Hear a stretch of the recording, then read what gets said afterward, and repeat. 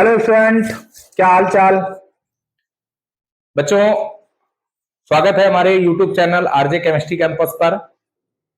तो आज बच्चों देखेंगे क्लास 11th का टॉपिक जो है हमारा फंडामेंटल ऑफ पार्टिकल्स।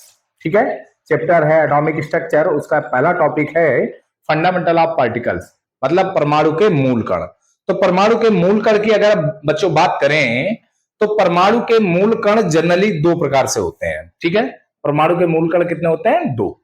एक स्टेबल पार्टिकल होता है और एक अनस्टेबल पार्टिकल होता है। ठीक है, तो स्टेबल पार्टिकल में क्या क्या हम बात करने वाले हैं, अनस्टेबल पार्टिकल में क्या क्या बात करने वाले हैं, सारी चीजों की आज हम लोग कंप्लीट बात करेंगे, कंप्लीट स्टडी करेंगे। तो चलिए, सबसे पहले अगर हम देखें तो हमारी जो डिफिनेशन लगी हुई है वो बच्चों क्या लगी हुई है? परमाणु, एटम। ठीक है, तो एटम क्या है इस बात को आज हम लोग डिटेल में देखते हैं बेटा। परमाणु, चलिए मैं यहां पे डिफिनेशन लिख रहा हूं। परमाणु किसी तत्व का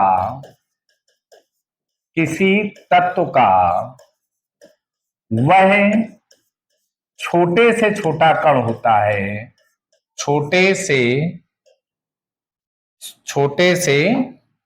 छोटा कण होता है जो बिना अपघटित हुए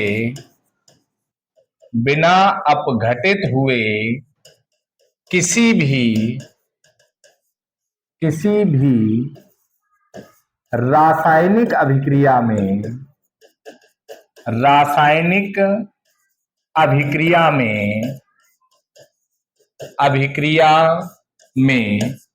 भाग लेता है परमाणु कहलाता है। क्या कहलाता है बच्चों? परमाणु कहलाता है। ठीक है, परमाणु कहलाता है।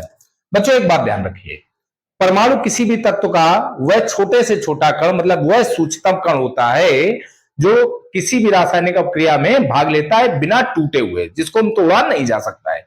इसकी बेटा एक खास बात होती है, याद रखिएगा, खास बात क्या होती है? जो परमाणु होता है, परमाणु स्वतंत्र अवस्था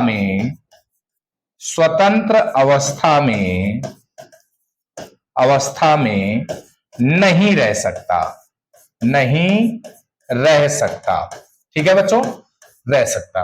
परमाणु जो है वह स्वतंत्र अवस्था में नहीं रह सकता है। क्लियर है? इस बात को ध्यान रखिएगा बेटा। परमाणु के बारे में सबसे पहले बताया था डाल्टन नामक वैज्ञानिक ने। किसने बताया था बेटा? डाल्टन नामक वैज्ञानिक ने सबसे पहले परमाणु की थ्योरी दी थी। परमाणु की थ्योरी दी गई थी बेटा 1808 के आसपास। ठीक है, तो डाल्टन ने क्या कहा था कि परमाणु किसी भी तत्व का वह छोटे से छोटा, मतलब वह सूक्ष्मतम कण होगा जो बिना अपघटित हुए किसी भी रासायनिक अपक्रिया में पार्टिसिपेट कर सकता है, लेकिन परमाणु स्वतंत्र अवस्था में नहीं रह सकता है। जैसे हम लोग बात करें तो H हमारे पास क्या होगा? परमाणु होगा। ऑक्सीजन की बात करें तो यह भी एक क्या होगा? परमाणु होगा। नाइट्रोजन की बात करें तो यह भी एक क्या होगा? परमाणु होगा। ठीक है, तो परमाणु के बारे में इतनी बात हम लोग समझ चुके हैं। आगे बात करेंगे अणु। देखिए बेटा, परमाणु और अणु, अब हम लोग बात करने वाले हैं कि अणु क्या है। तो अणु के बारे में मैं यहां पे आपको कुछ चीजें अणु के बारे में लिख देता हूं। तो लिखेंगे किसी तत्व या यौगिक का वह छोटे से छोटा, वह सूक्ष्मतम कण लिख देता हूं, वह सूक्ष्मतम कण जो स्वतंत्र अवस्था में तो रह सकता है, स्वतंत्र अवस्था में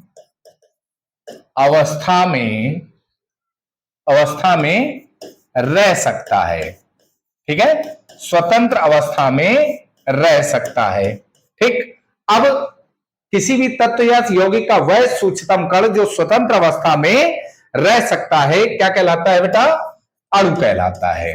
क्या कहलाता है बच्चों मेरे? अणु कहलाता है। ठीक है, अणु कहलाता है। अब एक बात यहां पे समझिएगा, अणु के विषय की अगर हम बात करें तो अणुओं को परमाणुओं में तोड़ा जा सकता है। अणुओं को, चलिए यहां पे लिख देता हूं, अणुओं को परमाणुओं में विभाजित किया जा सकता है। विभाजित किया जा सकता है, किया जा सकता है। मतलब अणुओं को परमाणुओं में विभाजित किया जा सकता है, या यूं बात हम कहें, एक बात और समझिएगा कि अणुओं में परमाणुओं की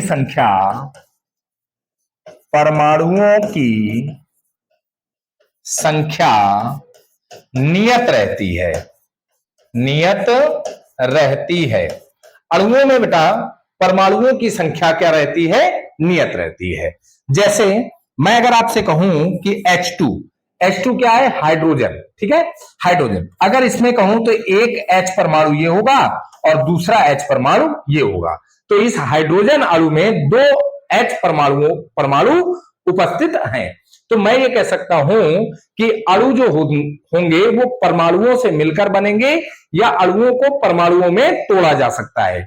लेकिन परमाणुओं को तोड़ा नहीं जा सकता, क्योंकि परमाणु बहुत छोटा सा कण होता है। ठीक है, मतलब अगर मैं ये कहूं कि जैसे ये मार्कर है, ठीक है, इसके मैं इतने भाग कर दूं कि इसका एक भाग, ठीक है, बहुत छोटा सा भाग हो, ठीक है, जिसको हम जनरली ये कहें कि उठाया ना जा सकता हो, या जिसका बहुत कम चीज बचे, इसका एक भाग, तो वो क्या कहलाएगा? परमाणु कहलाएगा। क्लियर है? तो बहुत छोटी सी चीज परमाणु हो जाएगी। ठीक, चलिए आगे देखते हैं बेटा, क्या है परमाणु के मूल कण। तो मैंने आपको जैसे शुरुआत की क्लास में ही बताया था कि जो परमाणु के मूल कण होते हैं वो दो टाइप के होते हैं बच्चों। कितने टाइप के? दो टाइप के। एक होता है बेटा स्थायी मूल कण। क्या बच्चों? स्थायी मूल कण। और दूसरा होता है बच्चों अस्थायी मूल कण। ठीक है, क्या होता है बच्चों? अस्थायी मूल कण। ठीक है, स्थायी मूल कण और अस्थायी मूल कण। तो बेटा स्थायी मूल कण में कौन कौन से होते हैं, इस बात को ध्यान रखिएगा। स्थायी मूल कण की मैं अगर बात करूं तो स्थायी मूल कण सबसे पहला होता है बच्चों इलेक्ट्रॉन। कौन होता है? इलेक्ट्रॉन। और इलेक्ट्रॉन की अगर हम पर्टिकुलर बात करें, तो इलेक्ट्रॉन के खोज करता है बेटा जे थॉमसन। क्या? J Thomson. ठीक है बच्चों, जे थॉमसन।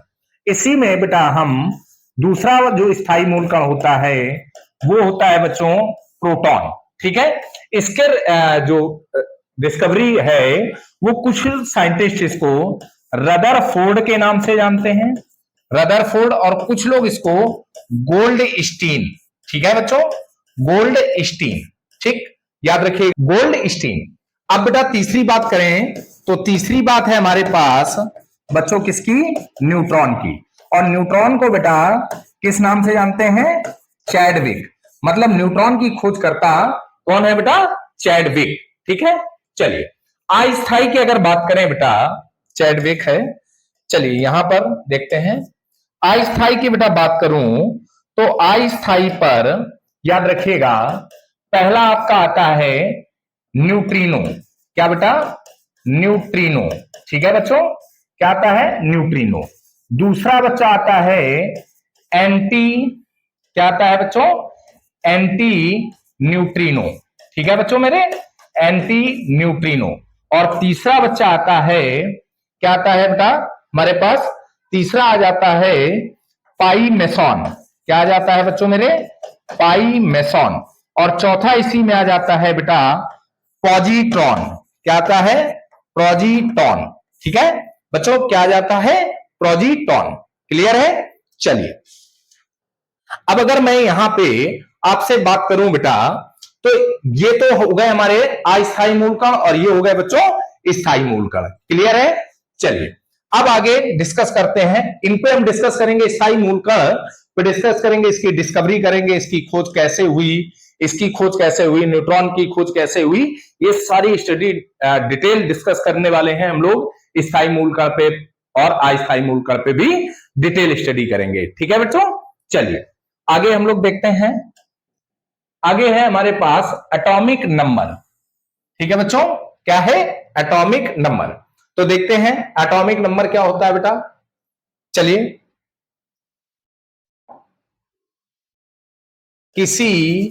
चलिए मैं इसकी डिफिनेशन लिख देता हूं।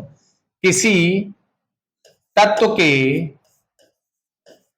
परमाणु के नाभिक में, किसी तत्व के परमाणु के नाभिक में उपस्थित प्रोटॉनों की संख्या,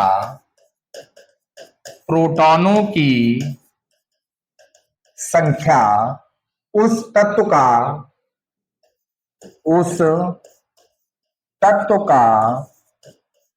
परमाणु क्रमांक कहलाता है। उस तत्व का परमाणु क्रमांक कहलाता है। इसे किससे प्रदर्शित करते हैं बच्चों? इसे जेड से प्रदर्शित करते हैं। किससे प्रदर्शित करते हैं बच्चों? जेड से। मतलब किसी तत्व के परमाणु के नाभिक में उपस्थित प्रोटॉनों की संख्या उस तत्व का क्या कहलाता है बच्चों? परमाणु क्रमांक कहलाता है। इसे किससे प्रदर्शित करते हैं? जेड से। बेटा इसके कुछ क्लू ध्यान दीजिए। यदि परमाणु उदासीन हो, कैसा हो बच्चों? यदि परमाणु उदासीन हो तो प्रोटॉनों की संख्या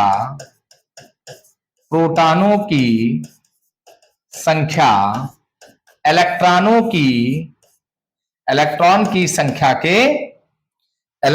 की संख्या के बराबर होता है। अगर परमाणु उदासीन है तो प्रोटॉन की संख्या जितनी होगी वो इलेक्ट्रॉन की संख्या के बराबर होगी। मतलब अगर परमाणु उदासीन है तो मैं लिख सकता हूं E बराबर P बराबर जेड। क्या लिख सकता हूं बेटा? E बराबर P बराबर जेड। और यदि परमाणु आवेशित है, ठीक है, यदि परमाणु,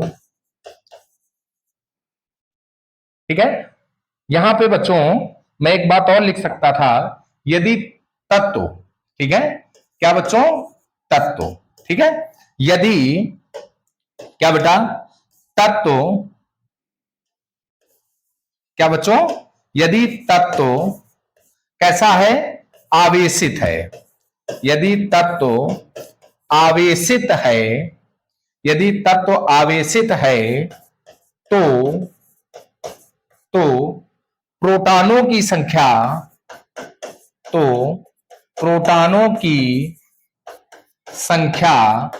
नॉट इक्वल इलेक्ट्रॉनों की संख्या। मतलब अगर तत्व कैसा है? आवेशित है तो प्रोटॉनों की संख्या इलेक्ट्रॉनों की संख्या के बराबर नहीं होगी। क्लियर है? अभी इस पे डिस्कस करेंगे बेटा न्यूमेरिकल पे। चलिए अगली डेफिनेशन आती है बेटा द्रव्यमान संख्या। तो द्रव्यमान संख्या क्या है बच्चों? ध्यान दीजिए। किसी तत्व के परमाणु के नाभिक में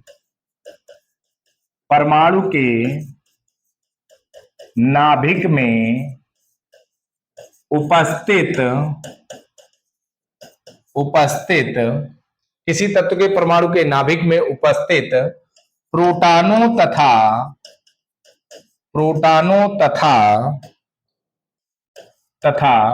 न्यूट्रॉनों की संख्या का योग द्रव्यमान संख्या कहलाता है। क्या कहलाता है? द्रव्यमान संख्या कहलाता है। ठीक है, इसे बेटा याद रखिएगा। इसे बच्चों किससे प्रदर्शित करते हैं? ए से प्रदर्शित करते हैं। किसे प्रदर्शित करते हैं बच्चों? ए से प्रदर्शित करते हैं। अब याद रखो इसके लिए हमारे पास फॉर्मूला क्या बन जाएगा? ए बराबर P प्लस N।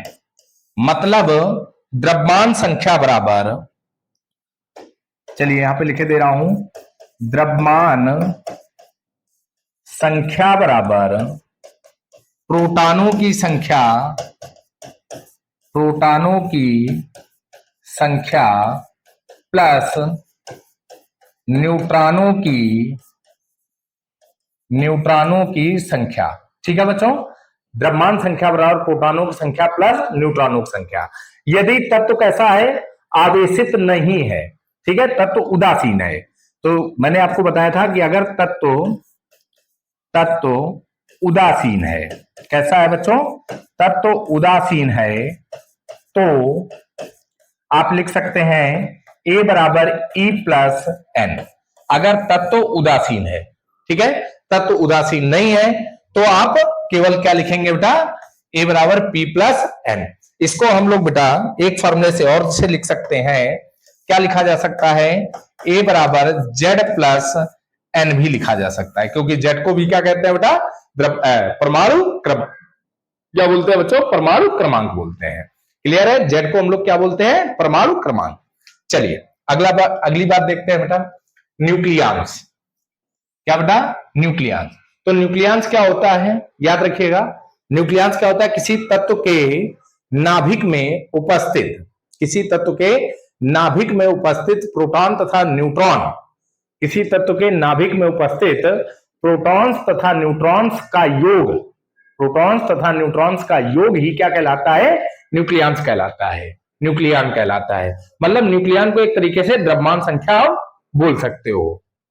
ठीक है, किसी तत्व के नाभिक में उपस्थित प्रोटॉनों और न्यूट्रॉनों का जो योग होता है वो क्या कहलाता है, न्यूक्लियांस कहलाता है, वही द्रव्यमान संख्या कहलाता है। चलिए बच्चों, तो ये बात तो आ गई। अब इसका एक क्वेश्चन देख लेते हैं। बड़ा क्वेश्चन क्या है, समान द्रव्यमान संख्या वाले दो तत्व एक्स और वाई के परमाणु क्रमांक 20 और 22 है।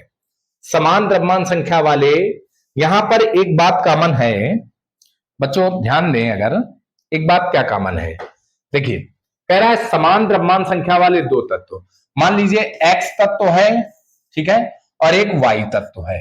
क्लियर बच्चों, दो तत्व है एक्स और वाई, इन दोनों का द्रव्यमान संख्या समान है, मतलब दोनों का समान द्रव्यमान संख्या है, समान द्रव्यमान संख्या, द्रव्यमान संख्या, दोनों की द्रव्यमान संख्या बच्चों क्या है, समान है।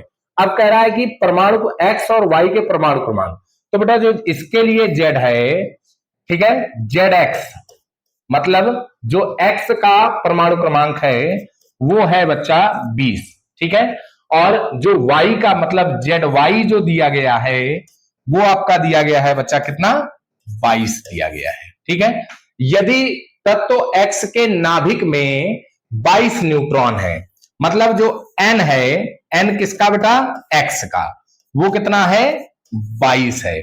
तो तत्व वाई के नाभिक में न्यूट्रॉनों की संख्या, मतलब इसके लिए जो वाई पूछा गया है ये आपको बताना है। ठीक है, तो बेटा हम अगर इसके लिए ए निकाल लें, ठीक है, एक्स के लिए ए निकाल लें, तो क्या एक्स के लिए ए निकालें तो फॉर्मूला क्या होता है बेटा, ए बराबर, फॉर्मूला क्या था, जेड प्लस एन। ठीक है, तो अब एक्स परमाणु के लिए निकाल रहे हैं तो क्या हो जाएगा, ये तो हमारे पास मेन फॉर्मूला था। अब बेटा एक्स परमाणु के लिए निकालना है तो ए एक्स बराबर Z X plus N X. ठीक है, तो यहां से ए एक्स कितना आ जाएगा बच्चा, ए एक्स बराबर जेड एक्स कितना है बेटा, 20 और प्लस 22, तो जो बेटा ए एक्स आ जाएगा वो कितना हो जाएगा, 42। तो मतलब एक्स के लिए द्रव्यमान संख्या कितनी है, 42 है।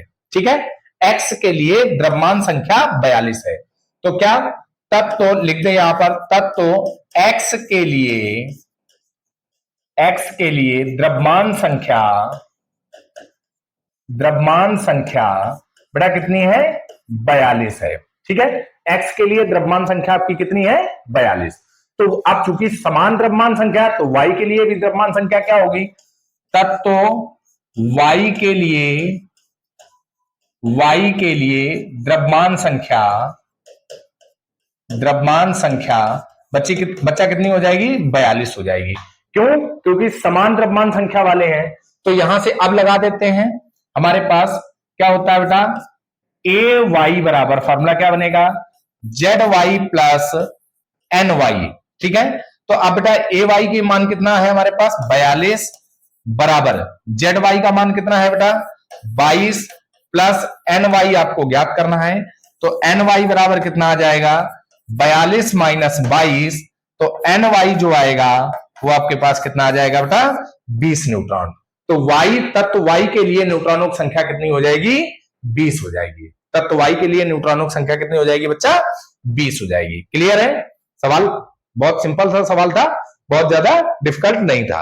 चलिए नेक्स्ट क्या है, नेक्स्ट क्वेश्चन है एक तत्व के ऋणायन में 18 इलेक्ट्रॉन है, तत्व की द्रव्यमान संख्या। तो बेटा याद रखिएगा यहां पर द्रव्यमान संख्या जो दी गई है, द्रव्यमान संख्या जो दी गई है ए बराबर वो कितनी दी गई है बेटा 35 दी गई है। अब कह रहा है एक तत्व के ऋणायन में, एक तत्व के ऋणायन में, ऋणायन मतलब एक्स नेगेटिव में, एक्स नेगेटिव में 18 इलेक्ट्रॉन है।